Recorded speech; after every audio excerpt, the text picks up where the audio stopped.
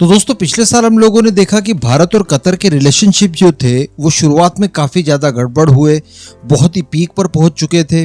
लेकिन सडनली उनके अंदर सुधार आने लगा। एलएनजी की डील की गई, हमारे प्रिजनर्स को उन्होंने छोड़ दिया। उसके बाद भारत और कतर के बीच में जो रिश्ते थे वो काफी हद तक सामान्य हो चुके हैं। अभी भी 3.0 शुरू होने के बाद दुनिया भर के वर्ल्ड लीडर्स द्वारा पीएम मोदी को फोन लगाकर कॉन्ग्रेचुलेट किया जा रहा है। इसमें आपको जानकर आश्चर्य होगा कि कतर के आमिर अल थानी भी एक हैं। उन्होंने भी प्राइम मिनिस्टर मोदी को फोन लगाकर बधाई दी है। इसी के साथ साथ प्रतिबद्धता जताई गई है दोनों ही राष्ट्रीय अध्यक्षों के द्वारा कि आपसी बायलैटरल रिलेशनशिप को और ज्यादा स्ट्रॉन्ग किया जाएगा। हालांकि अल जजीरा की तरफ से जो थ्रेट था वो आज भी एज इट इज है, ना ही इनकी फीलिंग हमारे लिए बदल सकती है। लेकिन अल्टीमेटली कतर इस बात को जान चुका है कि भारत के साथ रिलेशनशिप को खराब करके कोई अर्थ नहीं निकलने वाला है। इससे अच्छा है कि भारत के साथ मिलकर ही आगे बढ़ा जाए। इसी सीरीज में एक बहुत ही बड़ी खबर निकल कर आ रही है और ये खबर उम्मीदों से बिल्कुल परे हटकर है। देखिए, इस समय की परिस्थिति अगर भारत की देखी जाए तो डिफेंस सेक्टर एक बहुत ही महत्वपूर्ण क्षेत्र है। इसमें जितनी ज्यादा प्रगति हम लोग कम से कम समय में कर पाए उतना अच्छा है, क्योंकि 3.0 शुरू होने के साथ ही चाइना और पाकिस्तान दोनों की तरफ से भारत को प्रोवोक करना शुरू कर दिया गया है। ऐसी परिस्थिति में भारत की तीनों फोर्सेस को मजबूती प्रदान करना ये हमारा महत्वपूर्ण उद्देश्य होना चाहिए। स्पेशली अगर बात की जाए भारतीय वायुसेना की, तो उसे हर हाल में फाइटर जेट की कमी से वो जो जूझ रही है उससे निजात दिलाने की कोशिशें शुरू कर देनी चाहिए। अच्छी बात यहाँ पर यह है कि तेजस और एमका वगैरह सारे प्रोग्राम सुचारू रूप से चल रहे हैं, लेकिन इन्हें आने में फिर भी कुछ समय और लग सकता है। तब तक हमें बहुत ही जल्द विदेशी फाइटर जेट्स की आवश्यकता होगी। अब अगर हम लोग रफाल या फिर अन्य किसी देश से कोई नए फाइटर जेट खरीदते हैं तो उनमें भी काफी हद तक डिले हो सकता है। ऐसी परिस्थिति में कोई टेस्टेड फाइटर जेट, चाहे वो सेकंड हैंड ही क्यों ना हो, वो हमारी वायुसेना को बड़ी संख्या में मिल जाते हैं तो ये एक तरह से संजीवनी का काम कर सकते हैं।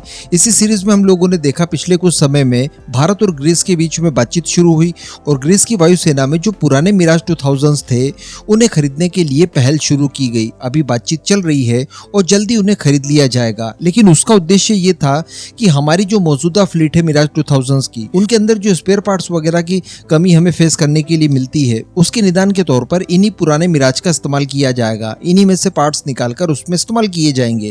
लेकिन मैं आपको बता दूं कि कतर के पास भी बड़ी संख्या में मिराज 2000 फाइटर जेट मौजूद हैं और वो भी उन्हें बेचने के लिए तैयार हैं। तो अल्टीमेटली मिराज फाइटर्स भारत के लिए काफी ज्यादा महत्वपूर्ण हो सकते हैं। इसलिए बताया ये जा रहा है कि भारत द्वारा कतर के साथ सीरियस वे में बातचीत शुरू कर दी गई है, क्योंकि कतर के पास जो मिराज फाइटर्स हैं वो अन्य देशों की तुलना में थोड़े से डिफरेंट है। ये काफी ज्यादा अच्छी कंडीशन में है।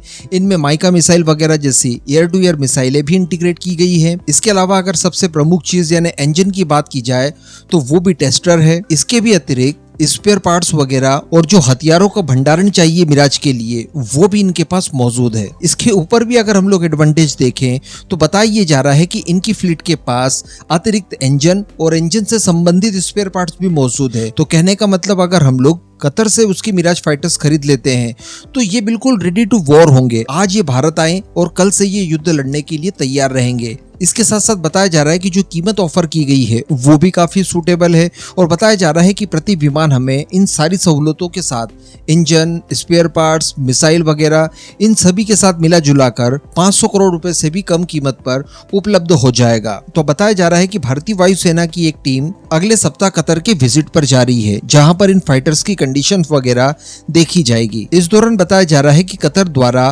12 की संख्या में बहुत ही कम इस्तेमाल किए गए मिराज 2005 एयरक्राफ्ट भारत को देने की बात कही जा रही है। इसी के साथ साथ बताया ये जा रहा है कि इन विमानों की जो लाइफ है वो अभी 30% तक बाकी है, यानी लगभग 1500 घंटों तक ये उड़ान भरने में सक्षम है। इसके बाद अगर इन्हें थोड़ा सा अपग्रेड मिल जाता है, भारतीय वायुसेना के हवाले कर दिए जाते हैं, तो इनकी जो लाइफ साइकिल है ये कुछ और समय के लिए बढ़ाई भी जा सकती है। तो जो एक्सपर्ट्स हैं वो लोग इस डील को भारतीय वायुसेना के लिए एक बोनस डील के तौर पर देख रहे हैं। और सबसे बड़ी बात कि ये वो विमान है यानी मिराज 2000 जिसके ऊपर भारतीय वायुसेना भी सबसे ज्यादा बिलीव करती है। कोई अन्य कैटेगरी का विमान होता तो शायद थोड़ा सा संशय होता, लेकिन ये टेस्टेड है तो किसी तरह की कोई समस्या नहीं जा सकती। केवल प्रॉब्लम इतनी बताई जा रही है कि इन विमानों के ऊपर पाकिस्तान की भी नजर है। हालांकि पाकिस्तान का हम जानते हैं कि इस समय आर्थिक संकट से वो जूझ रहा है और डेफिनेटली अगर भारत प्रेशर लगवा देता है फ्रांस से तो ये डील हमारे हाथों में आ सकती है। इसके साथ साथ ग्रीस से भी बात चल रही है, जहां से 18 की संख्या में पुराने मिराज 2000 फाइटर्स भारत को ऑफर किए गए हैं।